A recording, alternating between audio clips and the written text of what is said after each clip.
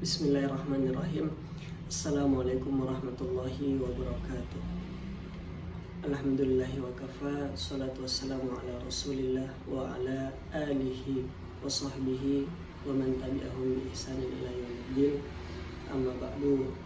Saya Muhammad Jumaidil Akbar dengan NIM 2042115014 dan inilah studi kajian barat atas Al-Quran. Studi kajian barat atas Al-Quran telah berlangsung lama. Hal itu dimulai ketika periode pertengahan masa kejayaan Islam. Pada saat itu perkembangan ilmu pengetahuan merebak luas ke seluruh penjuru dunia.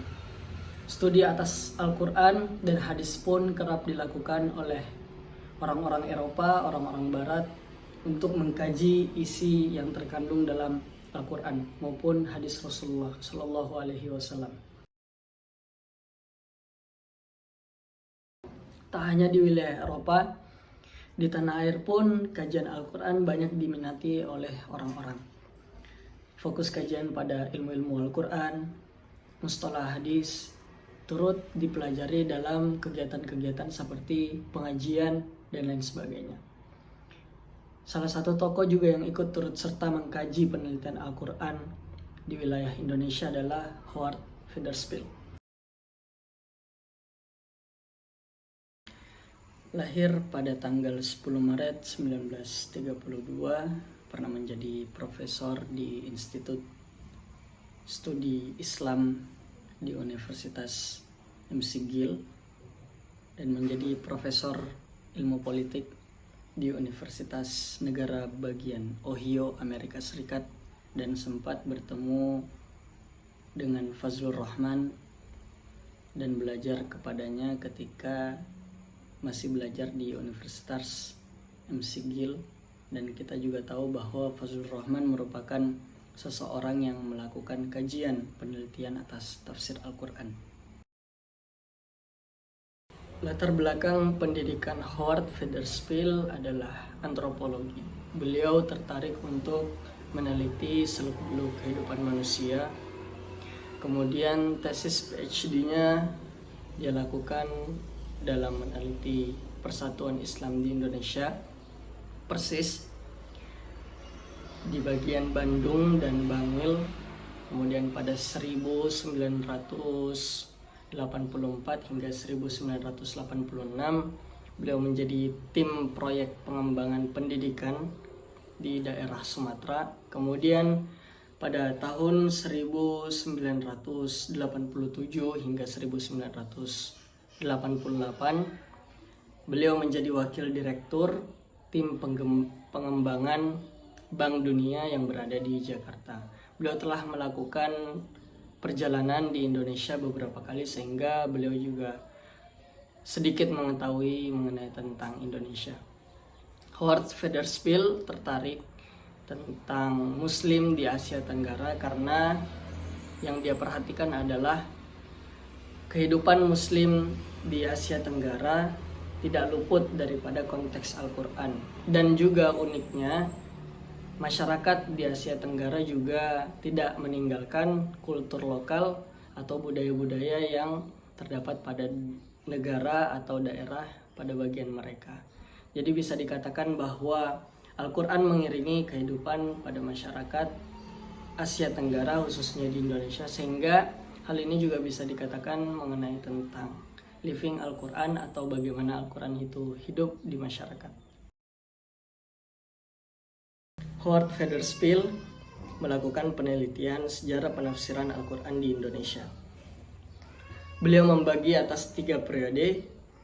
Pada periode pertama, pada awal abad 19 hingga 1960, beliau mengatakan bahwa tafsir yang dilakukan pada masa ini dilakukan secara terpisah dan juga berbahasa daerah. Bisa kita lihat pada kajian tafsir Nusantara, Al-Quran diterjemahkan ke dalam bahasa Melayu. Contohnya juga kita lihat pada tafsir berbahasa Madura dan juga pada tafsir berbahasa Bugis serta daerah Indonesia yang lainnya.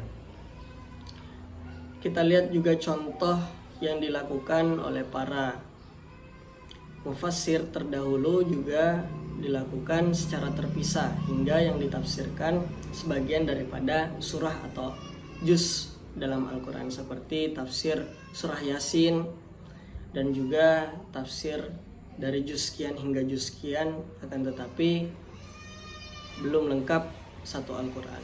Kemudian pada periode yang kedua, Al-Quran mulai diterjemahkan dengan bahasa Indonesia sehingga masyarakat Indonesia secara umumnya dapat mempelajari isi Al-Quran dengan penambahan catatan kaki dan juga indeks.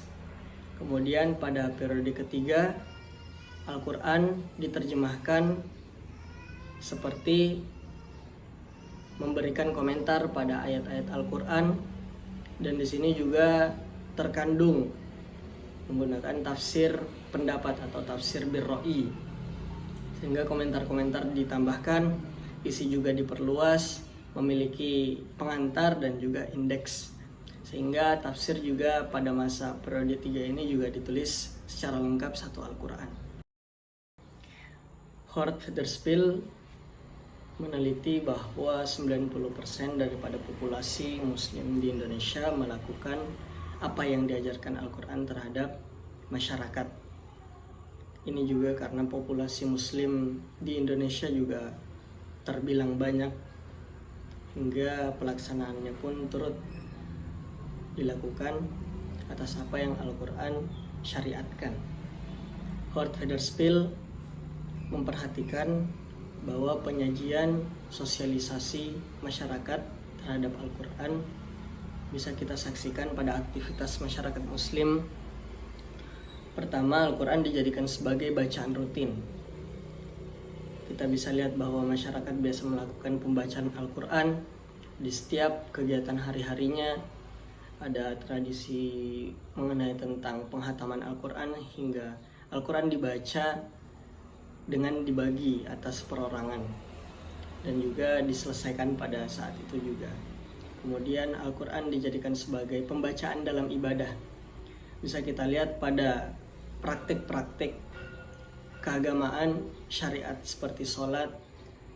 Di situ terdapat rukun sholat berupa Al-Fatihah yang juga bacaan dari Al-Quran. Kemudian pada pembelajaran dan pengajaran di lembaga-lembaga Indonesia, sekolah SMP dan jenjang sekolah tinggi juga dikaji mengenai tentang Al-Quran, bagaimana tafsir Al-Quran, bagaimana metodologi penafsiran Al-Quran, Al-Quran hadis. Contohnya mata pelajaran yang bisa kita lihat di sekolah-sekolah dasar, kemudian SMP. Kemudian bacaan Al-Quran dijadikan sebagai doa dan zikir. Bisa kita lihat umat Islam tentu doa merupakan tameng atau pelindung dari segala aktivitas yang dilakukan oleh umat Islam.